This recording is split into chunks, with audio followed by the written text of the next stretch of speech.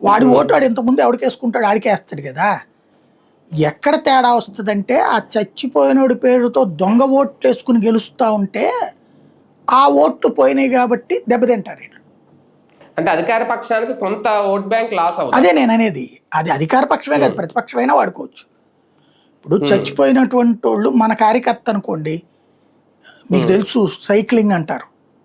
ఆ దొంగ ఓట్లు అంటే ఏం లేదు, ఎవరెవరైతే చచ్చిపోయారో ఆ ఏరియాలో ఉండరో లేదా ఊరెళ్ళారో ఆ ఓట్లు వేయించుకోవడం మనం చిన్నప్పటి నుంచి చూసాం అట్లాంటివి.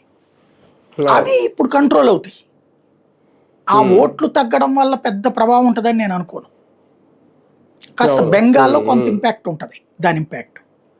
ఎందుకంటే బెంగాల్లో బంగ్లాదేశీయుల్ని తరిమేశారు కాబట్టి భయపడ్డారు ఈ టైంలో. కాబట్టి అక్కడ కొంత ఇన్ఫ్లుయెన్స్ ఉండొచ్చు. మిగతా చోట పెద్దగా ఏముండదు, పెద్దగా ఎవరు కూడా అంత హడావిడి చేయలేదు అక్కడ.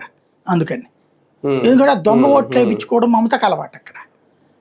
బీజేపీ ప్రతిఘటించడానికి అన్ని ఏరియాలో పట్టులేదు దానికి, అందువల్ల దెబ్బతింటా వచ్చింది బీజేపీ. అక్కడ మాత్రమే కొంత ఎక్కువ థ్రెట్ ఉంటుంది. ఈ చచ్చిపోయిన వాళ్ళయ్యో ఒకే మనిషి 3-4 చోట్ల ఓట్లు అవి. తమిళనాడు కానీ కేరళ కానీ ఇక్కడెక్కడ హడావిడి చేయలేదు, వాళ్ళు కూడా పెద్ద ఫీల్ అవ్వాలి. వాళ్ళు ఓన్లీ మమతా బెనర్జీ ఒక్కతే రచ్చ చేసింది అది, అంతే. ఈ 5 చోట్ల ఎన్నికల తర్వాత ఒక 2 మాత్రమే సానుకూలంగా కనిపిస్తున్నాయా? అస్సాం, పశ్చిమ బెంగాల్ కాస్తంత ఎన్డీఏ కూటమి. అస్సాం మళ్ళీ గెలిచే అవకాశం ఉంది.